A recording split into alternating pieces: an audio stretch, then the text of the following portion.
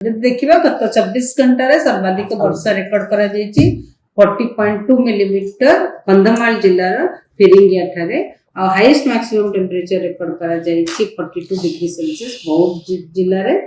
तो सहित देखिबा आगामी 24 घंटा कि फोरकास्ट हल्का मध्यम धरण वर्षा सहित बिजुली घड़घड़ी और झटका पवन 30 ରୁ 40 किलोमीटर पर्यंत बहिबार संभावना रही। गोटे किंबा दुईटा स्थान माने काँ जगार जिला गुड़िक हेले सुंदरगढ़, झारसुगुड़ा, बरगढ़, नुआपड़ा, बलांगीर, बौद्ध, सोनपुर, मयूरभंज, केउंझर, संबलपुर, देवगढ़, अनुगुल जिले में।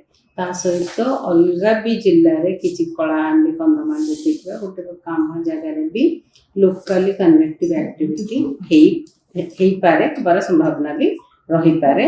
और काली जदि देखिबा भी वर्षा सहित हल्का मध्यम धरण वर्षा सहित घड़घड़ी बिजुली और झटका पवन 30 ରୁ 50 किलोमीटर पर आवर बहिबार संभावना रही। गोटे किंबा दुईटा स्थान में जिला गुड़िक हेले बरगढ़, संबलपुर, सोनपुर, बौद्ध, बलांगीर, नुआपड़ा, मयूरभंज, केउंझर, सुंदरगढ़, झारसुगुड़ा, कलाहांडी, कंधमाल, नवरंगपुर, कलाहांडी, मालकानगिरी, कोरापुट और रायगड़ा जिले में।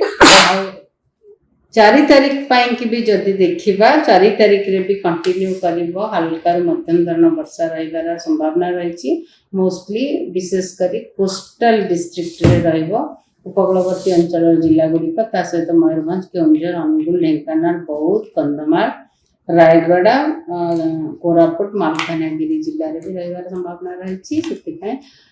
झटका पवन किसी समय झटका पवन भी 30 ରୁ 40 किलोमीटर पर आवर हमार संभावना रही। आगामी 3 दिन का येलो अलर्ट दि जाइए। परवर्ती टाइम रे वर्षा हबार विशेष संभावना नहीं कि वार्निंग भी नहीं। आउ टेम्परेचर जब देखा दिन तापमात्रा विशेष परिवर्तन हबार संभावना नहीं आगामी 5 दिन। टेम्परेचर जाइपारे टेम्परेचर वर्तमान आम जदि देखिबा 3टी स्थान में 40 डिग्री किंबा ताठू अधिक रेकर्ड करा जायछि। मोस्टली सबु जगह 40 डिग्री रु कम रेकर्ड करा जायछि। और आगामी 5 दिन टेम्परेचर विशेष परिवर्तन हबार नहीं किंतु गोटे किंबा 2 डिग्री कम हबार संभावना रही, बढ़िबार संभावना नहीं।